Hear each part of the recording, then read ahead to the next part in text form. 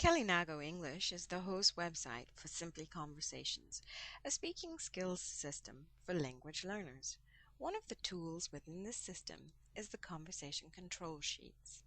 A very important part of learning to communicate effectively is language awareness, getting your students to pay attention to what new words they've learned, what structures they have problem with, basically encouraging your students to focus on form and improve overall accuracy. The Conversation Control Sheets, there's one available for teachers and one for students, have been designed to help you as a language trainer act not only as a teacher-lecturer, but also as a language facilitator or moderator, effectively monitoring and helping your students to control their communicative weaknesses in the language they're learning. Obviously, when used over a period of time, it will provide you and them with hard data regarding their communicative progress, further motivating them to just let go of their fear of speaking and get on with it. This is an example sheet which I've filled in for you. I'll go through each section with you, explaining how I do it. However, the best thing, of course, would be for you to develop your very own system when recording students' errors and mistakes, one that you feel comfortable with and which is easy to do quickly. And obviously, although this sheet was initially designed as a monitoring device for the Simply Conversation system, it works pretty effectively with any type of conversation class. New vocabulary. This is where you should take notes on words that come up during the lesson, either that they see or read on Simply Conversations prompt cards when you're going through their Simply Quest activity, or generally when they're actively communicating. Keep a good list of these words and go through them again and again in future classes. Repetition is important if you want the words to actually stick. Challenge your students to highlight the words that they really need, which are relevant to their lives or professions, and check regularly that they've learned and can remember them, that they activate them in future conversations. If you're familiar with the IPA, the International Phonetic Alphabet, then use this. If not, find a method that you feel comfortable with.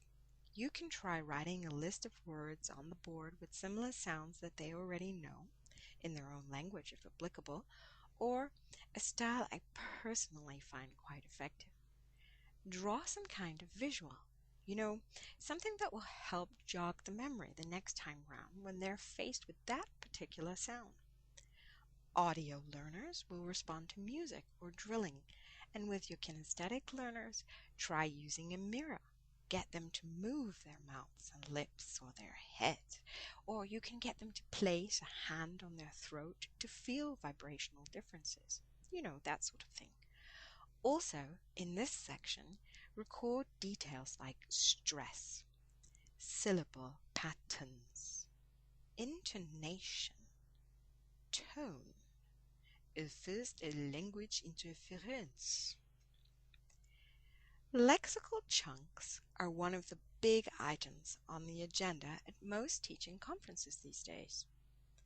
For most of you who've learned at least a little of another language yourselves while teaching English overseas, you know instinctively that learning a handful of whole phrases or a few functional expressions is really important when trying to communicate in the new language. It helps you to seem more fluent and provides a feeling of being able to get by if things came to the crunch. Fixed expressions make up a big part of the way we talk to each other. Although they are very strongly linked and both come under the topic or the heading of lexical chunks, I've divided them into two sections: standard phrases and idioms, and then collocations. Use the phrases and idioms sections for the stock phrases, the cliches, proverbs, metaphors, colloquialisms, things like, thanks for your call. 90% of inspiration is perspiration. He's a bit green, but he'll ripen in time. Ooh, They fiddle their taxes. Perhaps you'll only have one or two of these that come up per lesson, but noting them is a good idea.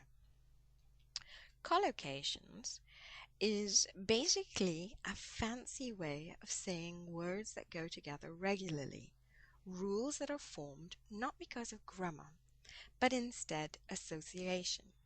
Things like black and white. We make a mistake, but we do something wrong. We make a speech, but we give a presentation. This is a really important aspect of language to pay attention to, especially if you have to deal with these tricky phrasal verbs or when explaining infinitives versus gerund phrases. You can also use this section to jot down notes on noun phrases, prepositional phrases, appositives, absolutes. This slide is on areas to focus on.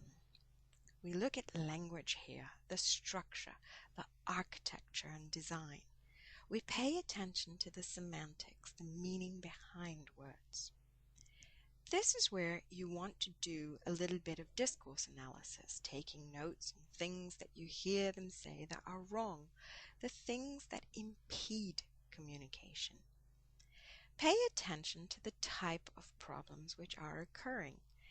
Is it an error or a mistake? If it's an error, is it important for this level?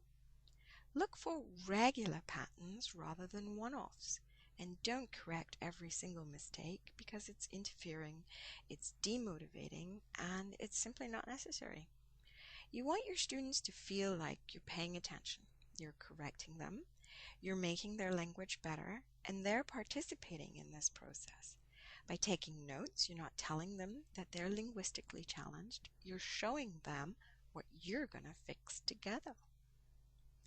And that brings me to a really important part of the conversation control sheet, the other notes. Here's where to put the praise, and it's recorded. It's in black and white. They know what they do right. They know you noticed. You're their coach, and they're on a winning team. And if there's a report to be written, your impressions will be passed on to their bosses, their HR manager, whoever it is that's paying for the class. It shows them the value of your work. It shows them that they can learn English. Feedback is essential. Generally, you should feedback while in task. However, if you have time, it's a good idea to do it formally on the board or on a flip chart the same day. If not, feedback in the very next lesson.